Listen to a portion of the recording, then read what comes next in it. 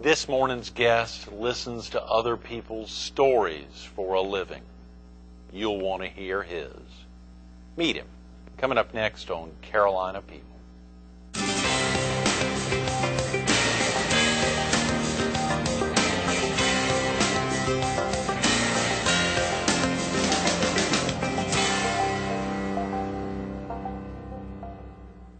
Good morning. Welcome to Carolina People. This morning we're at the Conference Center on the Grand Strand campus of Horry Georgetown Technical College. We're focused on local philanthropic efforts. And we're visiting with the Vice President of University Advancement at Coastal Carolina University, Dr.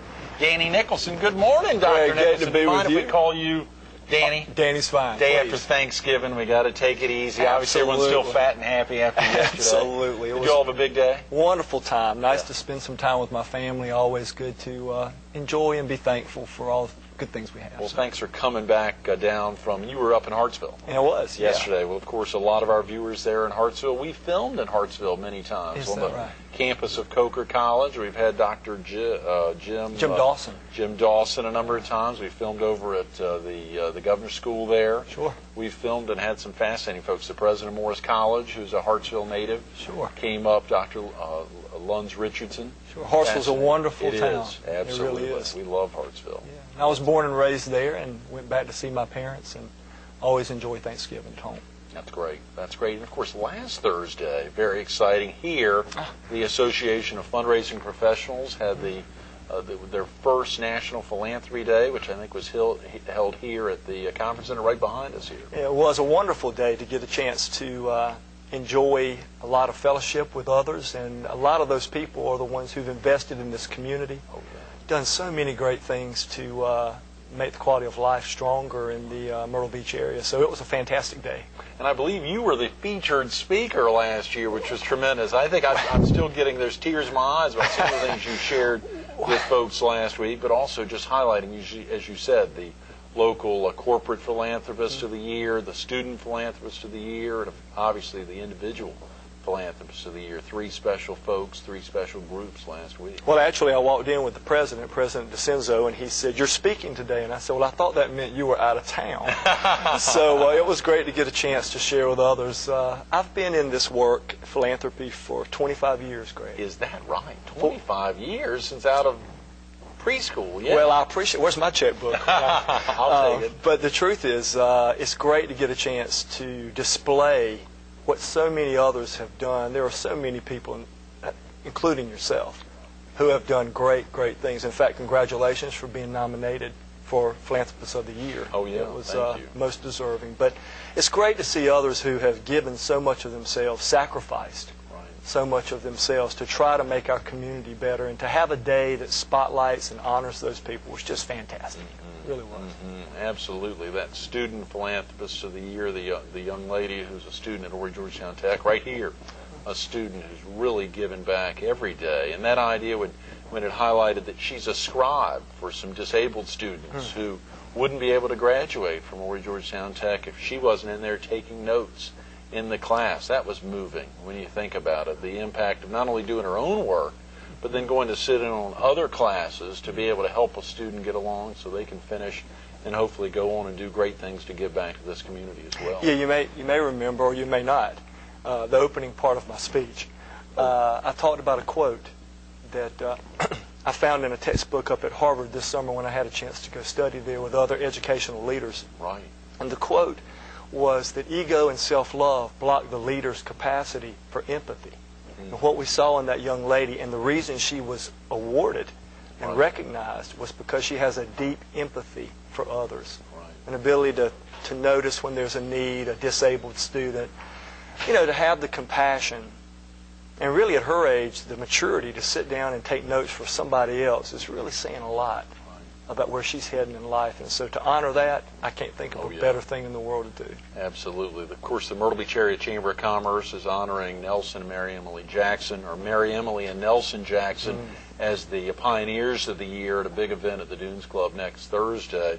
But the real excitement last Thursday was helping to recognize them and the Jackson companies as the Corporate Philanthropists of the Year, which was a big deal. And seeing, and of course, Mary Emily and Nelson well, I believe. Oh, Their absolutely. involvement. Absolutely. There couldn't be better example of philanthropy anywhere than Nelson and Mary Emily Jackson and their 5 daughters. Yeah. They have done so much for this community. I can speak personally from the university standpoint. The girls, the 5 daughters, came to us during our campaign and were interested in a values and ethics center that we had on the agenda that we wanted to make happen, dream realized.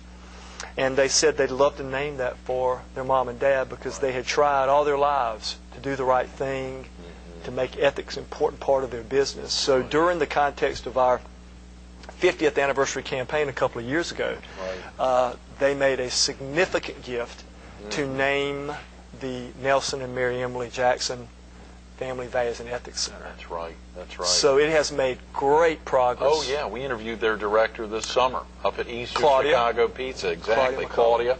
Yeah. And heard about the tremendous board there, including Reverend Bobby Wilkes. I think they were having something at First Presbyterian Church recently. I mean, a very eclectic mix of folks. David Bennett serves on the board. So many different people that can touch out. I hate to even name one, but you're right. A lot of folks really making a difference. Yeah. And Nelson, I think, wanted to touch the children and teach them what's right and wrong. So, I mean, philanthropy extends itself out, and it seems as if once you catch it, you want to teach it, and you want to tell other people. Nelson and Mary Emily are wonderful examples of that. Absolutely. Of course, Jimmy and Emma Lou Johnson, who were recognized as the actual individual philanthropists of the year, another special couple, and it was so great hearing Jimmy's wife step up there and highlight her husband as a great role model for her, where I'm sure he would have said the same thing had he been the first to the mic about his own wife. Oh, he better. They're only girls. That's right. It was fascinating to see the Jacksons having 5 daughters, and I think the Johnsons there having, 4 daughters? Yeah. Amazing. Girls run the world. And I think you got 2 boys, Danny, not to take away from having 2 sons there. I was very thankful for 2 boys. Taylor just started, my oldest son, just started Coastal this year. He's a freshman and enjoying it.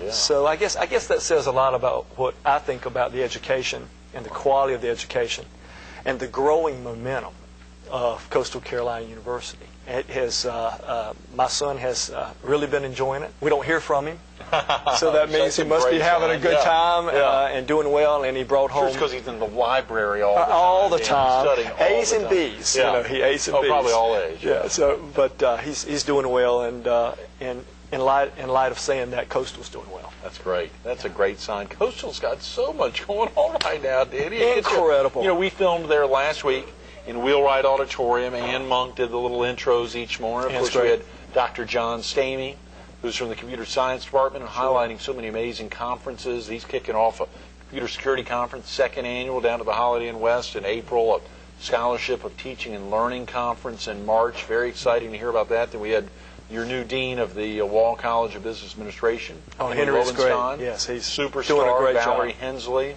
from Step Up, and then last Friday, your Executive Vice President and Counsel there, Eddie Dyer, Dr. Eddie Dyer, who was wonderful. Eddie's a great guy. Yeah, he's had 30 years or more at the university and holds such a wonderful compilation of institutional memory. Right. That's so important for the future to ground yourself in where you've been. So Eddie's a great friend and a tremendous leader at the university. Absolutely. You had some great snippets in your piece, and I know obviously we've only got about 15 minutes here, but to highlight, would you break down just a little bit? There were a couple of pieces there, some real moving stories from some of your mentors in the past, some folks that really meant a lot to you, both at kicking off your now silver anniversary of helping to raise dollars to support great institutions. Share with viewers a little bit about what you were focused on here with the crowd last Thursday. Well, I guess the real performance was about thanking people. We can get pretty sophisticated in our articulation of this and that and theories and etc. But when it comes down to it, as far as fundraising is concerned, I spent several years in a dissertation looking at fundraising and leadership, and I've been in this, as you said, for 25 years. And so after a while, you hope you would understand the essence of something. Mm-hmm. And my mother always used to tell me that there's nothing more powerful in the world than a sincere thank you, an appropriate word at the right moment. Mm-hmm. And so, I just reviewed that day, not to get complex about a very simple thing.